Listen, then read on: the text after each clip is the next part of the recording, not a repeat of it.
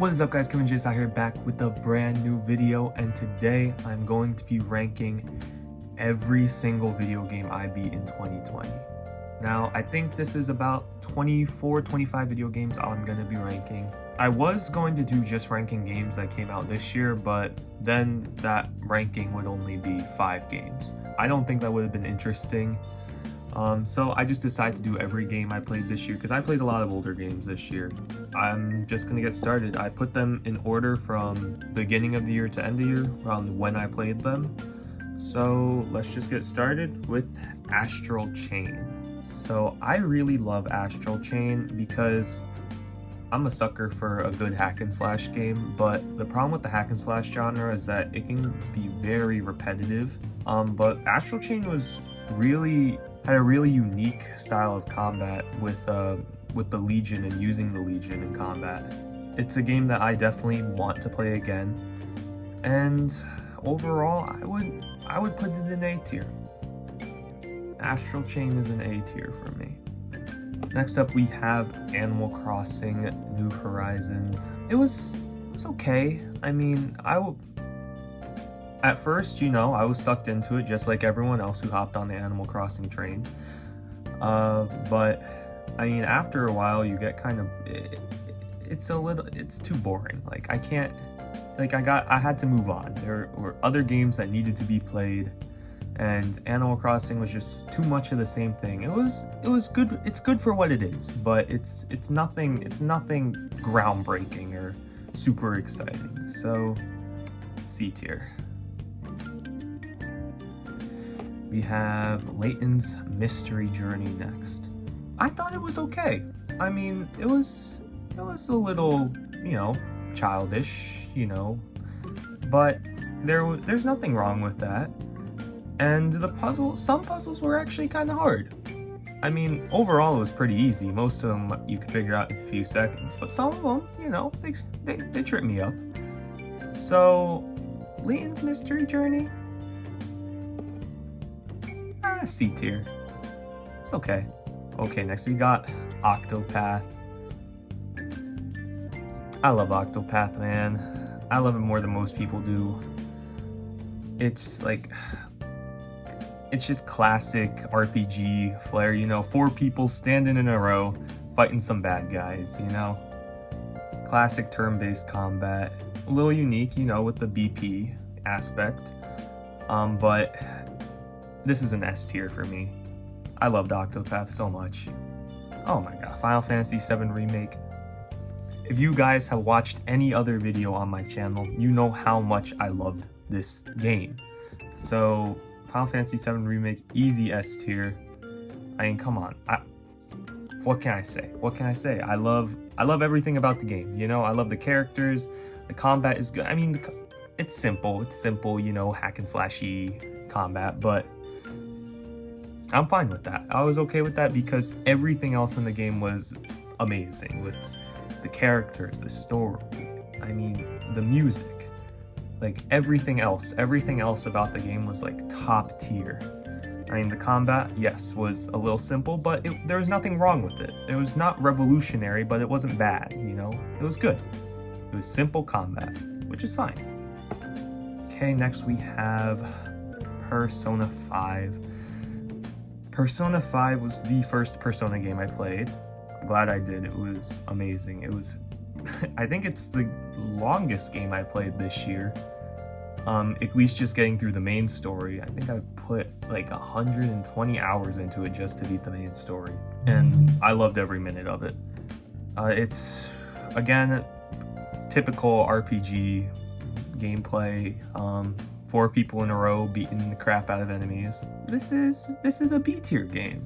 I gotta be kind of strict with these because there are lots of games that I would be F tier. I didn't play all the way through, or I just don't play. So I gotta be a little more strict on my tier list ranking for this. Oh, Xenoblade Definitive Edition. Again, the first video on the channel, I was reviewing it. It's a 10 out of 10 for me. Again, very similar to Final Fantasy VII Remake.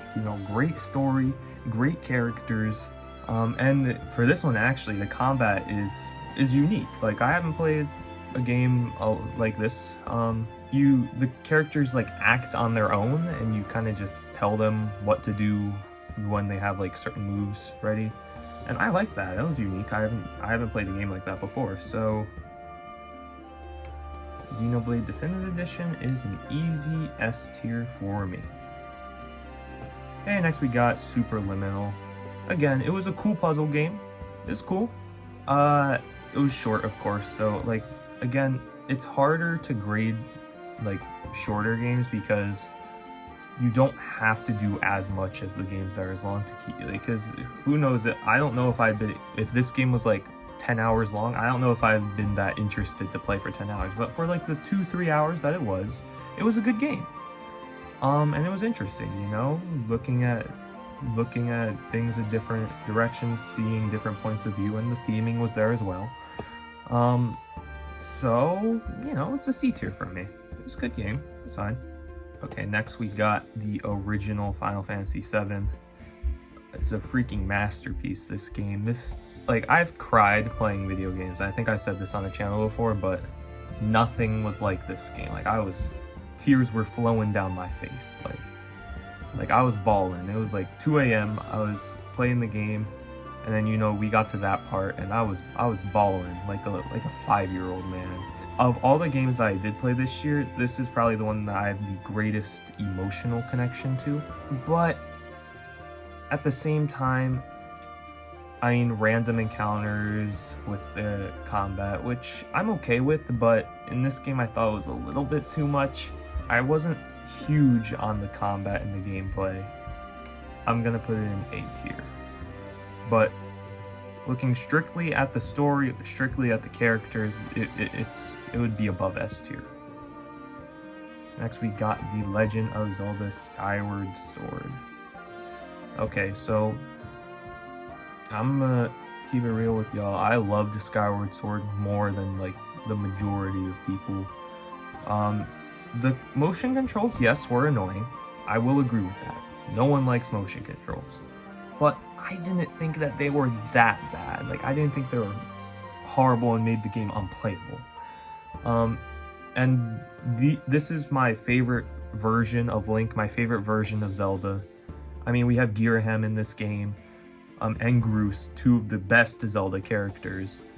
And, you know, Impa's in here too. Like, this is my favorite Zelda game when it comes down strictly to the characters. And the story is also emotional. Like, I feel like they just gave Link personality in this game that just wasn't there in some of the other Zelda games. But, you know, at the same time, motion controls. So because of that, it's going to be a B tier for me. Okay, guys. Next we got Super Mario Galaxy 2. Now, I'm gonna be honest with you guys. Super Mario Galaxy, I love. It's a great game. You know, typical Mario game. Simple, but it's also, you know, it has a little more depth to it with Rosalina's story and all that.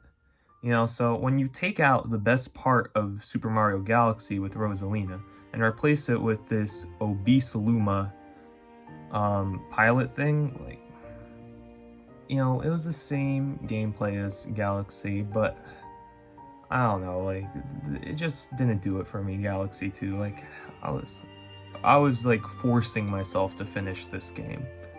But, you know, it's Mario, so I'll give it a D tier. It didn't make me... I don't regret that I played it. Like, it's good that I played it, but I would never play it again. Okay, Kirby's Dream Land. This, I played because you guys know Retros. He's on the channel sometime. He's a huge Kirby fan.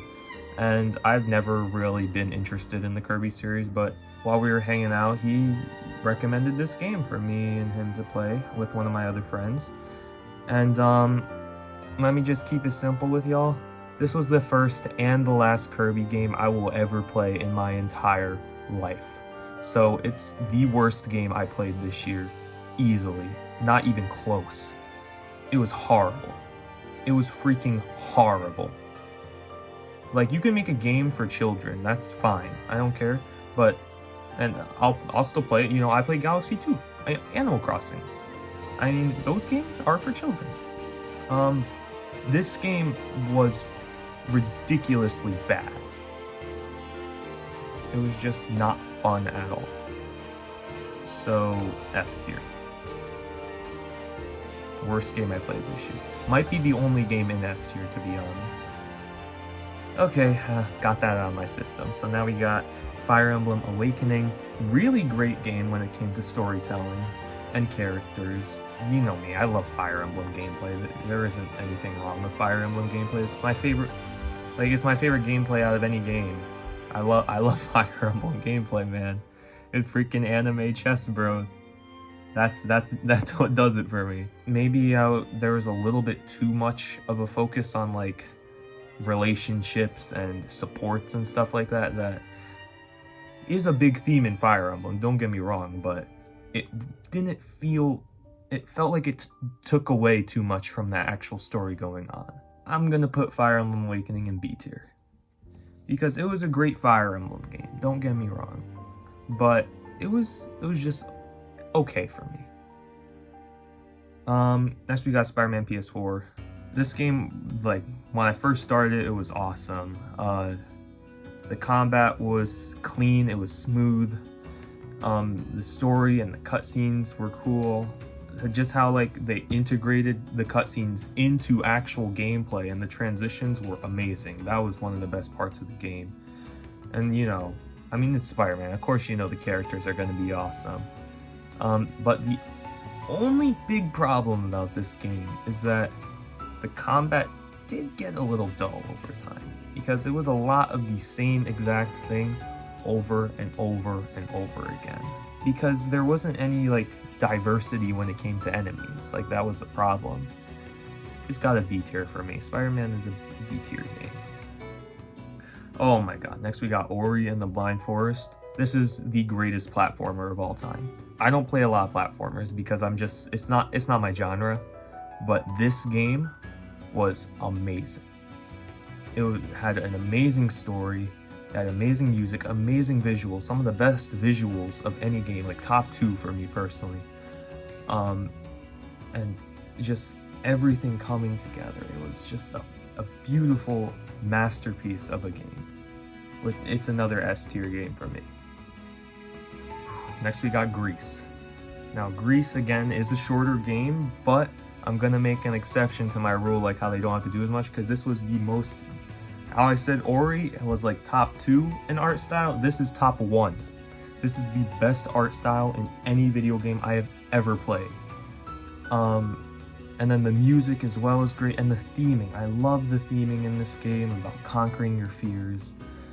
It was just, it was such a beautiful game. This is, I think, the only game this year that I played that I actually played twice. I played this game, I beat the game, and then I played it again just because I loved it so much, and because it wasn't that long.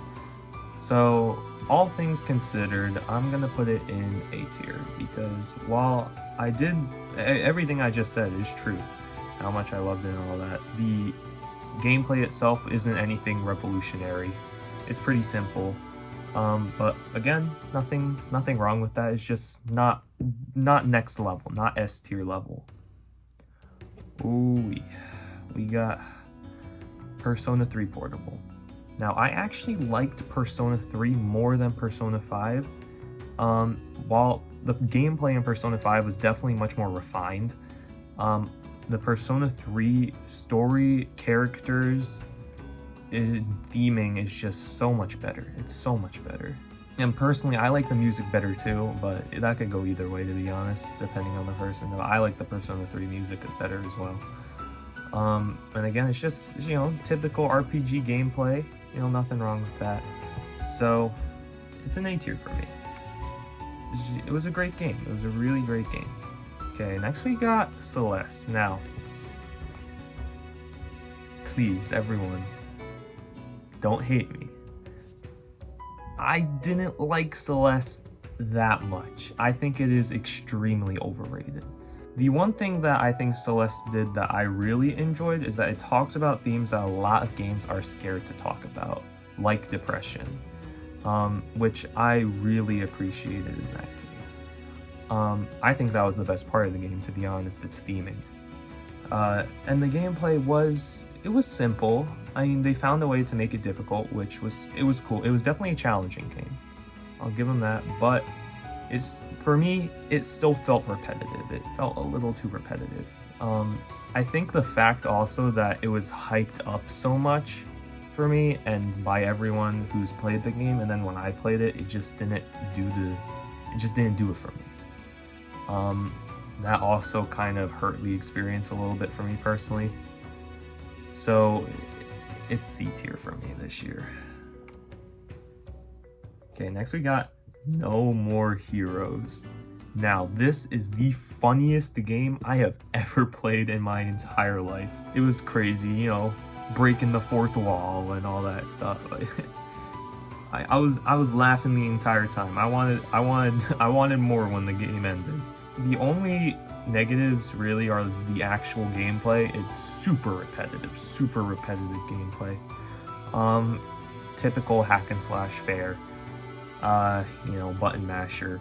But I mean, I was still interested. I just wanted to see where the story was going. And it was a roller coaster, man. Another big thing that was annoying, navigating the map for me personally was just a huge waste of time. If there was just like teleportation or something like that, it would have been so much better just navigating the map. But instead we had to use his motorcycle, which is horrible to control, to navigate the map, which was not fun. All things considered, it's a C tier game for me. Another controversial thing. I loved Hyrule Warriors Age of Calamity. I loved it. Like, way more than everyone else. Listen, I get it. I get that they changed the past. But I feel like the problem with that was that it was advertised to be a prequel when it should have been advertised as like an alternate universe type thing. Again, it's typical hack and slasher, but I felt like with the diversity of the characters, and every single character was unique. Like, no character was the same. Every character had a unique gimmick. Some characters had multiple different weapons they could use, like Link and Zelda. And it, like, each character, and there was a lot of different characters you could play as. Each character was just so unique. And honestly, the story, yes, had loopholes, and it wasn't a spectacular story or anything like that. But I really loved the gameplay in this game. You know, hack and slash, again, like I said, one of my favorite genres. But at the same time, I have to recognize that, yes, there were problems in the story. There definitely were problems in the story. That being said, it's a B tier game. Okay, guys, next we got Valkyria Chronicles. Now, this game had some of the most unique gameplay I have ever experienced in any game ever. I don't even know how to describe it. It was so unique. I've never played anything like it. It was definitely the biggest positive of the game. But on top of that, it also had amazing characters and a great story. This was, besides Final Fantasy VII, this was the only other game that made me cry this year. Like, not as much as Final Fantasy VII, but there were some tears. There were some tears. The game was almost too difficult because, like, I would lose the map and then I have to redo it, like, based on what I learned from that map, and sometimes it took like 3 or 4 tries to get through some levels, and these are long levels too. Like, they take a while. I don't think that it has hit S tier level for me personally, but it's definitely in an A tier game. Okay, next we got Spider-Man Miles Morales. So this was the most hyped game for me personally this year. I love Miles Morales. He's like my favorite superhero. But when I played it, it was Spider-Man but worse. It felt a little easier than Spider-Man as well, which is fine. That doesn't matter. You can change difficulties and all that. But the story was a little simpler. Characters were not as interesting as they were in Spider-Man. The voice acting was great. And of course the map, but that's the same as in Spider-Man. The gameplay, again, like Spider-Man, felt repetitive. But I will say his little gimmick with his electric powers and his stealth powers definitely helped. It was okay, but it could have been DLC. It's gonna be a C tier for me. And last but not least, definitely not least, no, not at all, we have Fire Emblem Echoes. This game was perfect. There was nothing that I would have changed about this game. It had a great story, it had great characters, and it had great gameplay. And it was unique compared to all the other Fire Emblem games I played, because it had like a dungeon crawling aspect, which was awesome. I liked how they definitely did take a much bigger focus on gameplay rather than story for this game, or at least like supports and stuff like that, like building character relationships and stuff. But they were still able to do so much with the main story that they didn't need those extra supports on the side. And it was nice how there was like a streamlined story rather than with other Fire Emblem games where it can kind of like, you know, different directions, different relationships, different kids and all that. Like sometimes it's a little too much. This game just kept it simple and it was perfect. So again, because of that, easy S tier for me. This is my ranking for every single game that I played this year. Yeah, this was, personally for me, I thought this was a good year when it came to the games that I played. I mean, I only had 2 games I didn't like that I played this year, Galaxy 2 and Kirby's Return to Dreamland. But everything else was, I enjoyed playing. Some more than others, of course, but it was fun. So, anyways, thank you guys so much for watching. Please be sure to drop a like and subscribe to the channel. KevinJSI out. Peace.